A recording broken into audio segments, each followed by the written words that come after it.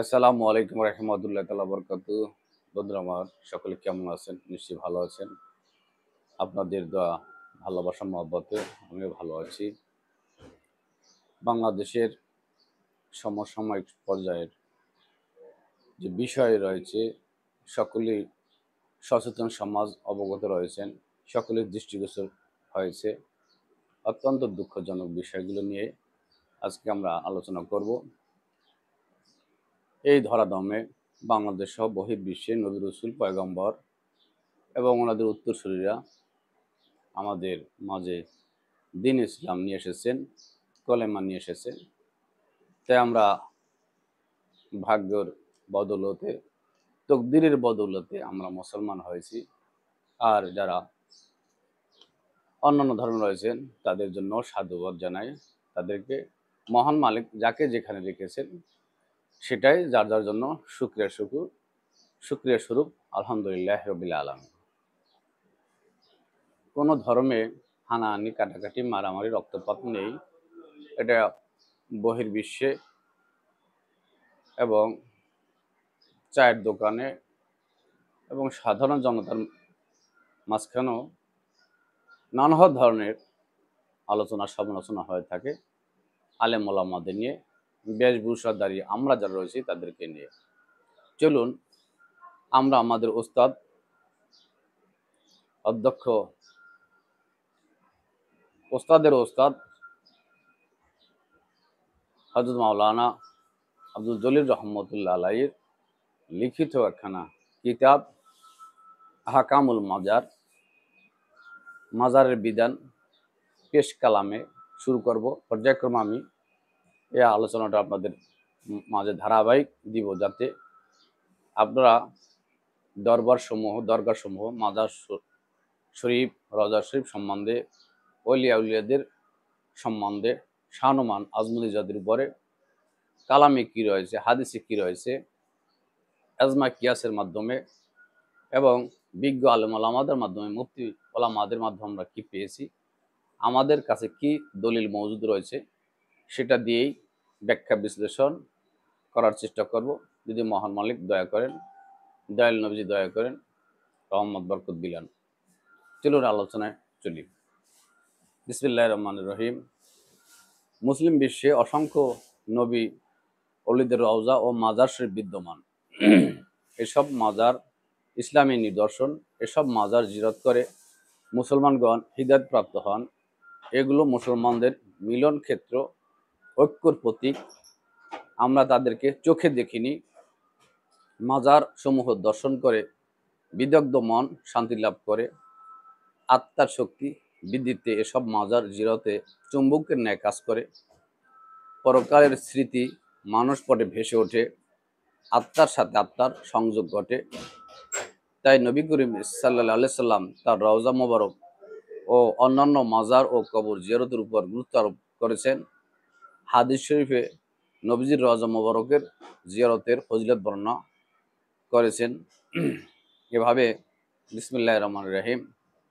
মান যারা কবরি অজাবাদ লাহু সাফাতি, অর্থাৎ যে ব্যক্তি আমার কবর রওজা মোবারক জিয়ারত করবে তার জন্য আমার সাফায়াত ওয়াজিব হয়ে গেল বা হয়ে যাবে। বলেন না সুবহানাল্লাহ। এভাবে অন্যান্য কবর মাজার জিয়ারত নবী করিম সাল্লাল্লাহু আলাইহি ওয়াসাল্লাম ইরশাদ করেছেন, আমি প্রথম দিকে তোমাদেরকে কবর মাজার জিয়ারত করতে নিষেধ করতাম, কেননা এ সম্পর্কে আমার কাছে তখনও ওহী আসেনি। এখন বলছি তোমরা কবর সমূহ জিয়ারত করো, কেননা কবর জিয়ারত পরকালকে স্মরণ করিয়ে দেয়। আল হাদিস। সুবহানাল্লাহ। আল্লাহ পাক তার গজবে পতিত স্থান ও জনপদগুলো ভ্রমণ করার জন্য কোরআন মজিদে নির্দেশ করেছেন। হে প্রিয় রাসূল, আপনি বলে দিন, তোমরা পৃথিবীময় ভ্রমণ করে দেখো মিথ্যা আরোপকারীদের পরিণাম কত ভয়াবহ হয়েছিল। আল কোরআন। অপরদিকে আল্লাহ তাআলা ওইসব দিনগুলোকে স্মরণ করতে বলছেন যে দিনগুলোতে আল্লাহ তার প্রিয় বান্দাদের উপর অপার অনুগ্রহ করেছেন, যেমন হযরত আদম আলাইহিমুসসালামের তওবা, হযরত নূহ আলাইহিস সালামের নাজাত, অগ্নিকুণ্ড থেকে হযরত ইব্রাহিম আলাইহিস ইব্রাহিম আলাইহিসসালামের মুক্তি, হজরত মুসা আলাইহিসসালামের নীলনদ অতিক্রমের ঘটনাবলী, শবে কদরে কুরআন নাজিল, রাহমাতুল আলামিন সাল্লাল্লাহু সাল্লামের জন্ম দিবস বা মিলাদ দিবস এবং আউলিয়া কিরামের স্মরণীয় দিনসমূহ ইত্যাদি। এগুলো স্মরণ ও পালন করার জন্য আল্লাহ তাআলা কোরআনে পাক ইরশাদ করেছেন, হে প্রিয় রাসূল, আপনি তাদেরকে স্মরণ করে দিন আল্লাহর নিয়ামত ও অনুগ্রহ প্রাপ্তির দিনগুলো। নিশ্চয়ই এগুলোতে রয়েছে প্রত্যেক ধৈর্যশীল কৃতজ্ঞজনদের জন্য অসংখ্য নিদর্শন। সূরা ইব্রাহিম আয়াত 5।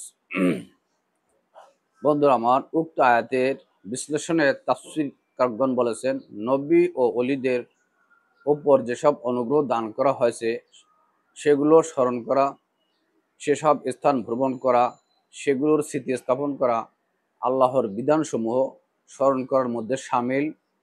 তাফসীরে খাজাইনুল ইরফান। বন্ধুরা আমার, খোদার গজবপ্রাপ্ত স্থান ও কওমের পরিণাম দর্শনের উদ্দেশ্যে পৃথিবীময় ভ্রমণ করার নির্দেশ যেমন কোরআন মজিদে দেওয়া আছে বা রয়েছে, তেমনিভাবে নেককার ও অনুগ্রহপ্রাপ্তদের দিনসমূহ, স্থানসমূহ স্মরণ করা, পালন করা এবং তথা গমন করার নির্দেশও কোরআন মজিদেই রয়েছে, এসেছে। সুতরাং আল্লাহর অলিগণের জন্ম মৃত্যু দিবস সমূহ স্মরণ করা, পালন করা, তথা গমন করা সবগুলোই উক্ত আয়াতের মধ্যে শামিল রয়েছে। বলেন সুবহানাল্লাহ। আউলিয়া কিরামের মাজার সমূহ জিয়ারত করা, তাদের জন্ম মৃত্যু স্মরণ করা ও পালন করার লক্ষ্যই উরুস ও মাজার। প্রসঙ্গে অত্র আহকামুল মাজার গ্রন্থের প্রতিপাদ্য রচিত রয়েছে বা হয়েছে। জিয়ারত সম্পর্কে আল্লাহ তার রাসূলের নির্দেশ বাস্তবায়ন করার লক্ষ্যেই মাজার সংরক্ষণ ও জিয়ারতের অন্যান্য আনুষঙ্গিক সুবিধাদি প্রদানের প্রশ্নটি স্বাভাবিকভাবেই এসে যায়। তাই কুরআন, সুন্নাহ, ইজমা, কিয়াসের আলোকে মাজারের যাবতীয় কর্মকাণ্ডের ইসলামী সমাধানের লক্ষ্যে 10টি অধ্যায় অত্র আহকামুল মাজার বা মাজারের বিধান গ্রন্থখানি রচিত হলো। বর্তমানকালে মাজার ও উরুসের বিরুদ্ধে প্রচুর লেখালেখি হচ্ছে পেট্রোডলারের বদৌলতে। বাতিল ফেকরাগুলোর 1 নম্বর টার্গেট হচ্ছে অলি আল্লাহদের মাজার ও উরুস। তারা মাজার সমূহ, স্মৃতিচিহ্ন সমূহ ধ্বংস করার নিমিত্তে একজোট হয়ে আক্রমণ শুরু করেছে। জনসাধারণ অলি ও মাজার ভক্ত হলেও অসহায়ের মতোই তাদের হাতে নিপীড়িত হচ্ছে, লাঞ্ছিত হচ্ছে, মারধর খাচ্ছে এবং মারাও যাচ্ছে। ওয়াহাবিরা আরবের মাজার সমূহ ধ্বংস করে এবার বাংলাদেশের দিকে মনোযোগ দিয়েছে। অজস্র অর্থ আসছে মাজার বিরোধী বই রচনা করার জন্য। বিনামূল্যে অথবা স্বল্প মূল্যে 5টি বইয়ের সেট বিতরণ করা হচ্ছে। এই তুফান মোকাবেলা করার জন্যই আমার এই ক্ষুদ্র প্রয়াস। আহকামুল মাজার গ্রন্থখানি অলি ভক্ত এবং নবী প্রেমিক ভাই বোনদের দোয়া ও সহযোগিতা, আউলিয়া কিরামের ফয়েজ ও বরকতি আমার পাথেও আমিন সুমা আমিন। লিখেছেন আমাদের ওস্তাদ, আমাদের মাথার তাজ, নয়নের মণি, অধ্যক্ষ হাফেজ মাওলানা মোহাম্মদ আব্দুল জলিল রহমতুল্লাহ আলাইহি। তিনি আল্লাহর ওলি এবং বিশেষ জ্ঞানের অধিকারী ছিলেন। তিনি জানতেন যে এই বাংলাদেশের উপরে অমাবস্যার রজনী বা রাত আসবে। সেই অমাবস্যা বা রজনীতে বা অমাবস্যার দিনগুলোতে এই বাংলাদেশের মাজার দরবার সমূহের উপর আঘাত হানবে। ইতিমধ্যেই অনেক মাজার দরবার সমূহে আক্রমণ করা হয়েছে। প্রায় 100 থেকে 150 মাজার দরবার সমূহ আক্রমণ করা হয়েছে।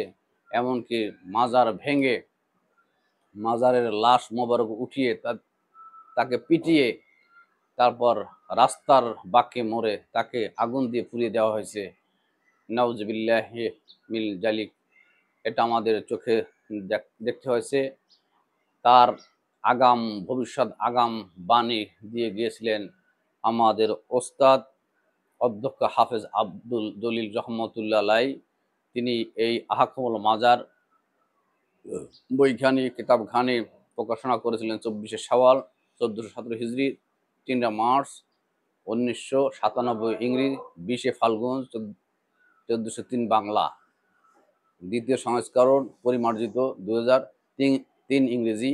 তৃতীয় সংস্করণ 28শে শাবান 1430 হিজরি, 20শে আগস্ট 2009 ইংরেজি, 5ই আগস্ট 1416। প্রকাশক মোহাম্মদ মোশাররফ হোসেন ভূঁইয়া, গরিপুর, দাউদকান্দি, কুমিল্লা। বন্ধুরা আমার, দেখুন অলি আউলিয়াদের কাশফ কারামত তারা জানতেন বাংলাদেশের আকাশের বিভীষিকাময় একটা কালো অধ্যায় আসবে। সেই অধ্যায়ে অলি আউলিয়াদের মাজার দারোগা সমূহে হামলা দামলা হবে, তিনি আগাম বলে গিয়েছিলেন। এভাবে পর্যায়ক্রমে মাজার দরবার সমূহের উপরে আলোচনা চলবে। বন্ধুরা, আলোচনা যারা শুনবেন তারা শেয়ার করে দিবেন। আরেকজন বন্ধু যেন দলিল ভিত্তিক আলোচনা শুনতে পারে এবং আমাদের ইমান আকীদা মজবুত আমরা রাখতে পারি। ইমান সোর্স থেকে হাইজ্যাক করা, সোর্স থেকে আমাদের ইমান যারা হাইজ্যাক করতে চায় তাদেরকে আমরা বয়কট করব। আর আমাদেরকে যারা সাহায্য সহযোগিতা করবে, আমাদেরকে যারা এই বিপদের সময়, এই ঘন কাটার সময় আমাদের পাশে যারা দাঁড়াবে তাদেরকে আমরা সমর্থন করব। আহলে সুন্নাত ওয়াল জামাতের মতাদর্শে, আহলে সুন্নাত ওয়াল জামাতের দোয়া আশীর্বাদ যাদের উপরে থাকবে তারাই আগামী বাংলাদেশের এই সরকার গঠন করবে ইনশাআল্লাহ আজিজ। সেই সেই আশাবাদ ব্যক্ত করে বন্ধুরা পর্যায়ক্রমে আলোচনা শুনবেন এবং শেয়ার করে দিবেন। আসসালামু আলাইকুম রহমতুল্লাহ তাআলা ওয়া বারাকাতুহু।